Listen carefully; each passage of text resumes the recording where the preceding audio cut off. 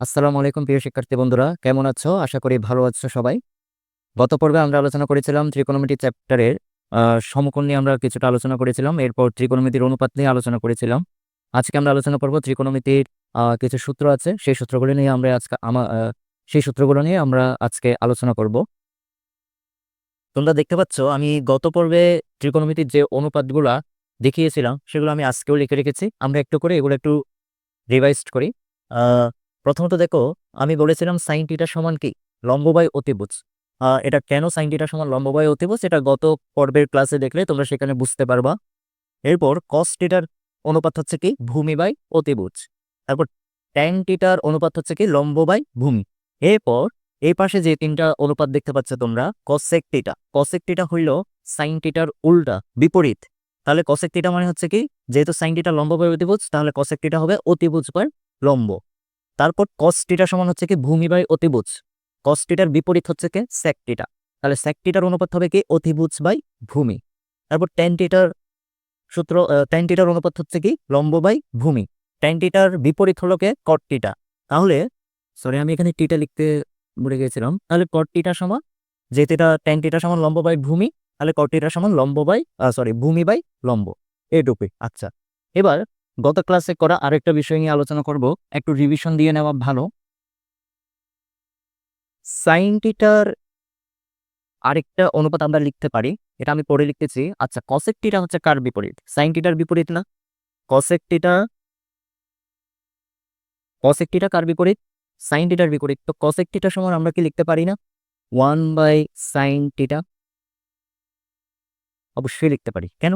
কারণ cosec theta হলো sign থিটার বিপরীত। তো বিপরীত মানে 1/sin θ। একইভাবে কসেক থিটা যদি সাইন থিটার বিপরীত হয় তাহলে সাইন থিটাও তো কসেক থিটার বিপরীত, তাই না? তাহলে আমরা সাইন থিটার ক্ষেত্রেও লিখতে পারি 1/cosec θ। বুঝতে পেরেছো? ওকে, ফাইন। এবার আসো, কস থিটা কার বিপরীত? সেক থিটার বিপরীত। সেক থিটাও আবার কার বিপরীত? কস থিটার বিপরীত। তাহলে এখানেও তো আমরা লিখতে পারি যে কস থিটা সমান 1/sec θ। কেন? কারণ কস থিটা হলো সেক থিটার বিপরীত। আবার সেক থিটা সমান 1/cos θ। কেন? কারণ সেক থিটা কস থিটার বিপরীত। ক্লিয়ার? ওকে, ফাইন। এরপর আসো, ঠিক একইভাবে ট্যান থিটা হচ্ছে কার বিপরীত? কট থিটার বিপরীত। আর কট থিটা কার বিপরীত? ট্যান থিটার বিপরীত। তাহলে লিখি ট্যান থিটা সমান 1/cot θ। আর কট থিটার ক্ষেত্রে আমরা লিখতে পারি কি কট থিটা সমান 1/tan θ। বুঝতে পেরেছো সবাই? এখন আসো, আমি গত ক্লাসে আরো একটা কথা বলেছিলাম, ট্যান থিটার কিন্তু আরো একটা অনুপাত আছে। সেটা হলো কি? সেটা হলো sine theta by cos theta.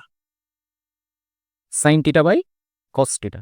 প্রশ্ন করতে পারো তোমরা, আবার প্রশ্ন করতে পারো এটা কেন ট্যান থিটা সমান sine theta by cos theta কেন? সেটাও গত ক্লাসে আমরা দেখিয়েছি। তারপর আজকে আরেকটু করে দেখাই দিই। দেখো, সাইন থিটা আমি দেখে দিতেছি। সাইন থিটা এই জায়গায় লিখি কেমন?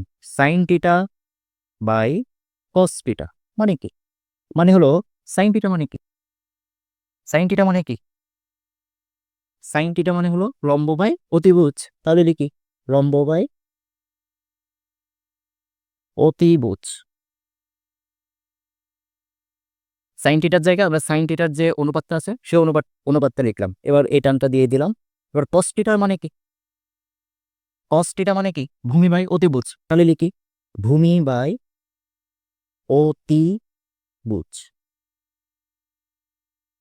ওকে, সাইন থিটার সমান লম্ব বাই অতিভুজ, কস থিটার সমান ভূমি বাই অতিভুজ। ওকে, ফাইন। এবার আসো আমরা এভাবে লিখি লম্ব বাই অতিভুজ। বাঘকে আমরা কি বানিয়ে ফেলি? গুণ বানিয়ে ফেলি। যখন আমরা বাঘকে গুণ বানিয়ে ফেলি তখন নিচের যেটা থাকে ওটা কি হয়ে যায়? বিপরীত হয়ে যায়। তাহলে বিপরীত থেকে অতিভুজ উপরে চলে যাবে, ভূমি নিচে চলে আসবে। তাহলে অতিভুজ বাই ভূমি। এখন দেখো তো, অতিভুজ আর অতিভুজে কাটান, বাঘ হয়ে গেল না? তাহলে কি থাকে? লম্ব বাই ভূমি। এখন লম্ব বাই ভূমি মানে কি? লম্ব বাই ভূমি মানে কি?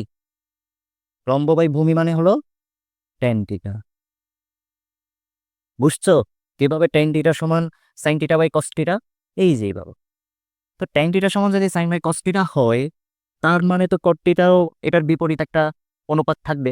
যেহেতু কট ট্যানের বিপরীত, আমি এটা মুছে দিলাম। যেহেতু কট ট্যানের বিপরীত, তাহলে কট থিটা সমান কি? Cos theta by sine theta. Clear? বোঝা গেছে? Okay, fine. আমি তাহলে এগুলো মুছে দিলাম। আমরা আজকে আমাদের মেইন শেখার বিষয় হচ্ছে ত্রিকোণমিতির যে সূত্রগুলো আছে সেই সূত্রগুলো, অর্থাৎ ত্রিকোণমিতির সূত্রাবলী, ত্রিকোণমিতির সূত্র শিখব আজকে আমরা, ঠিক আছে?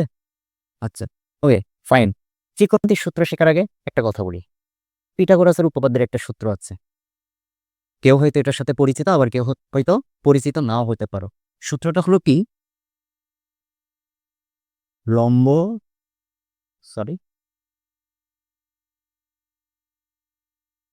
সূত্রটা হচ্ছে লম্ব স্কোয়ার প্লাস ভূমি স্কোয়ার ইজ ইকুয়াল টু অতিভুজ স্কোয়ার।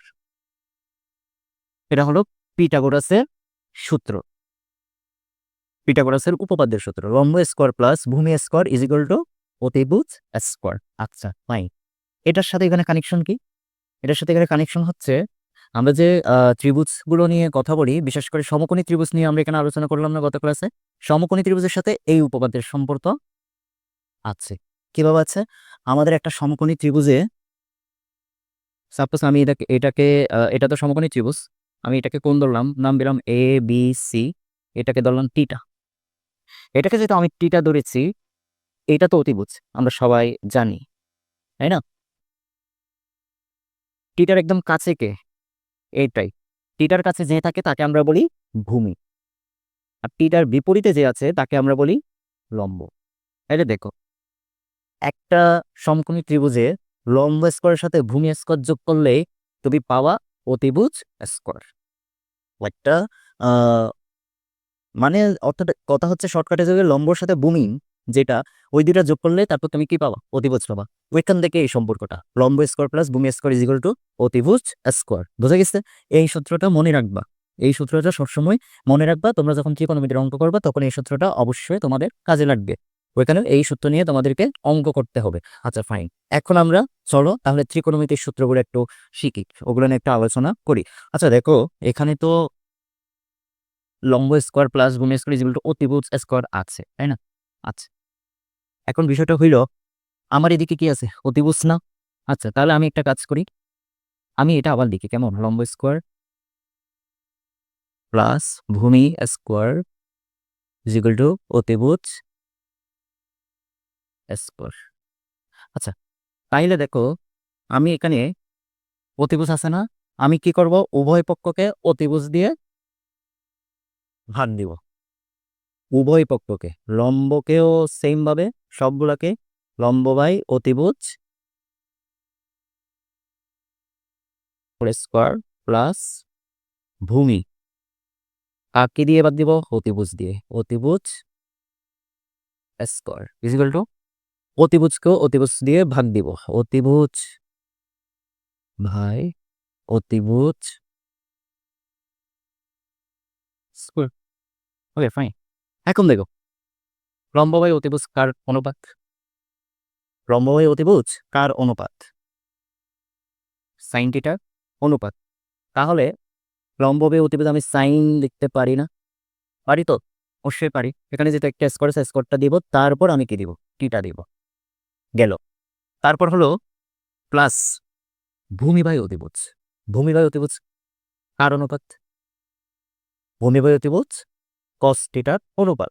তাহলে আমি এখানে ভূমি বাই অতিভুজের জায়গায় লিখবো কস, একটা স্কোয়ার আছে, স্কোয়ারটা দিব, তারপর টিটা দিব। টিটার পরে স্কোয়ার হবে না কিন্তু, টিটার আগে স্কোয়ার হবে, এটা মাথায় রাখিও। তারপর দেখো, এখানে তো অতিভুজ আর অতিভুজ ভাগ গেলে আর কি থাকে? ওয়ান থাকে। ওয়ান দিয়ে তুমি স্কোয়ারকে গুণ দিলে কি থাকে? তাও ওয়ান থাকে। ওয়ান স্কোয়ার মানে ওয়ান। এটা একটা বুঝছো? এটা কিভাবে আসছে বুঝতে পারছো? তাহলে আমি এটা একটু এখানে লিখে নিই। Sign square theta plus cos square theta is equal to 1। পরে বলতেছি এগুলো কেন লিখলাম। আচ্ছা, এটা আমি বাদ, এটা শেষ। আচ্ছা, আমি প্রথমে এটা নিয়ে করছিলাম। এবার আমি আরেকটা কাজ করতে পারি না? ধরো আমার কাছে এখন কি আছে, লম্ব স্কোয়ার প্লাস ভূমি স্কোয়ার ইজ ইকুয়াল টু অতিভুজ স্কোয়ার আছে, তাই তো? আমি প্রথমবার অতিভুজ নিয়ে কাজ করছিলাম। এবার আমি যে কাজটা করতে পারি সেটা হলো, আমি এখন যে কাজটা করতে পারি সেটা হলো লম্বকে আমি এই পাশে নিয়ে আসলাম, ভূমিকে রাখলাম পক্ষান্তর করে অতিভুজের পাশে, অর্থাৎ অতিভুজ। লম্বকে যদি এদিকে নিয়ে আসি তাহলে এটা মাইনাস হবে, যেহেতু প্লাস আছে পক্ষান্তর করলে মাইনাস হয়ে যাবে, তারপর লম্ব স্কোয়ার। এখন দেখো, তখন আমি অতিভুজ দিয়ে সব পক্ষকে ভাগ দিছিলাম না? এবার আমি ভূমি দিয়ে, কি দিয়ে, ভূমি দিয়ে উভয় পক্ষকে ভাগ দিব। ভূমি দিয়ে উভয় পক্ষকে ভাগ দিব, ভূমি বাই ভূমি স্কোয়ার, অতিভুজ বাই অতিভুজ square is equal two sorry minus লম্ব বাই লম্ব, লম্ব বাই সরি, ও আমি ভুল পড়ে আছি, সরি সরি সরি। ও আমরা কি দিয়ে ভাগ দিচ্ছি? ভূমি দিয়ে, উভয় পক্ষকে ভূমি দিয়ে। তাহলে এটাকেও ভূমি দিয়ে ভাগ দিব, লম্বকেও ভূমি দিয়ে ভাগ দিব, হোল স্কোয়ার। Okay fine. ওই একই, ভূমির সাথে ভূমিকে বাদ দিলে তো 1 থাকে, তার মানে 1 স্কোয়ার আসবে। 1 স্কোয়ার মানে হলো কত? 1 ইজ ইকুয়াল টু অতিভুজ বাই ভূমি মানে হচ্ছে কি? অতিভুজ বাই ভূমি মানে হলো সেক। অতিভুজ বাই ভূমি মানে কি? সেক টিটা। তাহলে লিখি সেক, যেটা এখানে একটা স্কোয়ার আছে, স্কোয়ার টিটা, মাইনাস লম্ব বাই ভূমি মানে কি? লম্ব বাই ভূমি মানে হলো 10, তাহলে লিখবো মাইনাস 10 টিটা। ঠিক আছে, পাইছি তো আমি, তাই না? তাহলে আমি এখানে লিখতে পারি, আমি এবার লিখি sec square theta minus 10 square theta is equal to 1।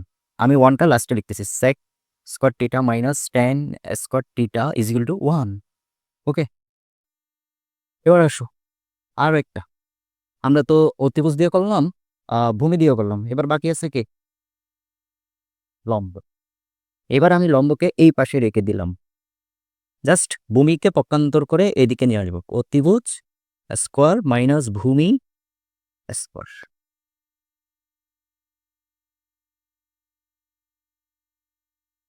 ওকে দেখো, তাহলে এখন আমি উভয় পক্ষকে কি দিয়ে ভাগ দিব? আগের বার অতিভুজ দিয়ে দিছি, তারপর ভূমি দিয়ে দিছি, এবার হচ্ছে লম্ব দিয়ে উভয় পক্ষকে ভাগ দিব। লম্ব বাই লম্ব স্কোয়ার ইজ ইকুয়াল টু অতিভুজ বাই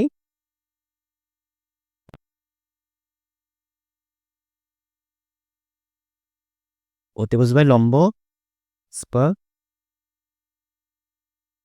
ভূমি বাই লম্ব স্কোয়ার। ওকে, লম্ব দিয়ে লম্বকে ভাগ দিলে কি থাকে? 1 স্কোয়ার, 1 স্কোয়ার মানে 1। অতিভুজ বাই লম্ব আর সূত্র কোসেক টিটা, কোসেক টিটা, কোসেক স্কোয়ার টিটা মাইনাস ভূমি বাই লম্ব কার সূত্র? কট টিটা, কট টিটা। ক্লিয়ার? তাহলে আমি এখানে লিখবো কি, 1টা পরে লিখবো cosec square theta, cosec square theta minus cot theta is equal to 1। Clear? বুঝা গেছে? আশা করি এই জায়গাগুলো নিয়ে কোনো কনফিউশন নেই। এই 3টা জিনিস করতে পারছে, এটা নিয়েও কনফিউশন নেই। এবার কথা হচ্ছে এই 3টাকে, এই 3টাই হলো ত্রিকোণমিতির সূত্র। এই 3টাই হলো কি? ত্রিকোণমিতির সূত্র। এখন এই 3টা থেকে দেখো তো আমার কাছে প্রথমে কি আছে? Sine, sine square theta plus cos square theta is equal to 1। আমি এটাকে এইভাবে লিখতে পারি না? একবার কজ স্কোয়ার টিটাকে, সরি সাইন স্কোয়ার টিটাকে এ পাশে নিয়ে আসবো, তাহলে কি কজ স্কোয়ার টিটা থাকবে 1 মাইনাস সাইন স্কোয়ার টিটা দিকে নিয়ে আসলে এটা মাইনাস হয়ে যাবে, minus sine square theta. Cos square টিটাতে নিয়ে একবার কজ স্কোয়ার টিটা রেখে করছি, এবার সাইন স্কোয়ার টিটাকে এদিকে রেখে দেবো, কজ স্কোয়ার টিটা দিকে নিয়ে যাবো। তাহলে সাইন স্কোয়ার টিটাকে এদিকে রেখে দিলাম 1, কজ স্কোয়ার টিটাকে এদিকে নিয়ে আসলাম, কজ স্কোয়ার টিটাকে কি করলাম? এদিকে নিয়ে আসলাম, মাইনাস হয়ে যাবে, মাইনাস কজ স্কোয়ার টিটা। বুঝা গেছে? এখান থেকে তো আর কিছু করা যাবে না। এরপর এটা দিয়ে করতে পারি না? sec square theta minus tan square theta is equal to 1। আচ্ছা, আমরা একবার হচ্ছে sec স্কোয়ার থিটাকে এদিকে রেখে দিব, tan স্কোয়ার থিটাকে ওই পাশে নিয়ে যাব। sec square theta is equal to 1, tan square theta এদিকে নিয়ে আসতো 1 প্লাস tan স্কোয়ার থিটা। আরেকবার হচ্ছে tan স্কোয়ার থিটাকে এদিকে রেখে দিব, sec স্কোয়ার থিটাকে এদিকে নিয়ে আসবো, মানে এই পাশে নিয়ে আসবো। এই পাশে নিয়ে আসলে এটা কিভাবে দাঁড়ায় দেখো। আচ্ছা, এটা আমি ক্লিয়ারলি বলে দিই। আমি tan স্কোয়ার থিটাকে যদি এদিকে রেখে দিই 1, এটা হয়ে যাবে কি মাইনাস sec স্কোয়ার থিটা। এরপর আহ, আচ্ছা, এভাবে না করে আমি একটু অন্যভাবে করি। আমি কি বলছি, sec স্কোয়ার থিটাকে এদিকে রেখে দেবো, tan স্কোয়ার থিটা হচ্ছে 1 এর এদিক দিয়ে চলে যাবে, তাই তো? Okay fine. তাহলে দেখো 1 কে এদিক দিয়ে নিয়ে যাওয়া যে কথা, এই পাশে নিয়ে আসাও একই কথা। 1 কে এই পাশে নিয়ে আসলাম, -1 হয়ে গেল। tan স্কয়ার থিটা এই পাশে নিয়ে গেলাম, এটা প্লাস tan স্কয়ার থিটা হয়ে গেল। তার মানে tan স্কয়ার থিটা সমান হলো কি sec স্কয়ার থিটা -1। এটা আমি এভাবে লিখতে পারি, tan স্কয়ার থিটা সমান sec স্কয়ার থিটা -1। ওকে, এরপর আহ, এখান থেকে আমরা 3টা সূত্র পেয়ে গেলাম। একটা হলো এটা, এটা একটা সূত্র, এটা একটা সূত্র, আবার এখান থেকে এটা একটা সূত্র। Okay fine. এরপর চলে আসো, আমার এখান থেকে 3টা পাওয়া শেষ। এরপরেরটা তো সেম হবে, আমরা 3টা সূত্র বের পাবো। cosec square theta minus cot square theta is equal to 1, cosec square theta minus cot square theta is equal to 1। এখন দেখো cosec স্কয়ার থিটাকে এখানে রেখে দিলাম, cosec স্কয়ার থিটা এখানে রেখে দিলাম 1, cot স্কয়ার থিটা এই পাশে নিয়ে আসলাম প্লাস cot স্কয়ার থিটা। এটা একটা সূত্র। আরেকটা সূত্র কি, cot স্কয়ার থিটা একটা সূত্র বের হবে। cot স্কয়ার থিটার সূত্রটা কেমনে বের করবো, cosec স্কয়ার থিটা 1 কে দিকে নিয়ে আসবো, -1 হয়ে যাবে। cot স্কয়ার থিটা দিকে চলে গেলে এটা প্লাস cot স্কয়ার থিটা হয়ে যাবে। এটা হলো cot স্কয়ার থিটার সূত্র। চাইলে এভাবে লিখতে পারি, cot স্কয়ার থিটা যেগুলো cosec স্কয়ার থিটা -1। বুঝছো? এই হচ্ছে তোমার এখানে 3টা সূত্র, এখানে 3টা, এটা 2টা, 3টা, এখানে 3টা। বুঝা গেছে? ওকে, আমি যেগুলো এখানে সূত্র না সেগুলো আমি মুছে দিলাম, যাও, এটা আমার লাগবে না। ওকে, এটাও আমার প্রয়োজন নাই। আমার এখানে সবগুলো বুঝাতে পারছি। টোটাল সূত্র হচ্ছে কয়টা, 1 2 3 4 5 6 7 8 9, প্রত্যেকটা থেকে 3টা 3টা করে টোটাল হচ্ছে 9টা সূত্র। চেষ্টা করবা এগুলো একটু মাথায় রাখার। প্রথমত এই 3টা সূত্র যদি তোমার জানা থাকে, তোমার মাথার মধ্যে থাকে, তাহলে বাকিগুলা শিকার দরকার নেই। ওগুলা তুমি এইখান থেকে এই 3টা থেকে বের করে ফেলতে পারবা। আবার এই 3টা সূত্র কেমনে বের করতে হয় সেটাও দেখাইছি, একটা টেকনিক দেখাইছি। ওই টেকনিকও তুমি চাইলে বের করে ফেলতে পারবা। ভালোভাবে রিভিশন দাও, প্লাস একদম ইজি ইজি হয়ে যাবে বিষয়গুলো। সো আজকে এতটুকু পর্যন্তই। ক্লাস কেমন লাগলো কমেন্ট বক্সে জানাইও। কোনো কিছু বুঝতে সমস্যা হলে সেটাও কমেন্ট বক্সে জানাইও। আর অবশ্যই লাইক এবং কমেন্ট করিও। আর হ্যাঁ, তোমার বন্ধুদের কাছেও ক্লাসটা সেন্ড করিও, ফরওয়ার্ড করে, তাদের দেখতে হবে। তারাও যদি, তুমি যদি উপকৃত হও, তারাও উপকৃত হও। আসসালামু আলাইকুম, ধন্যবাদ।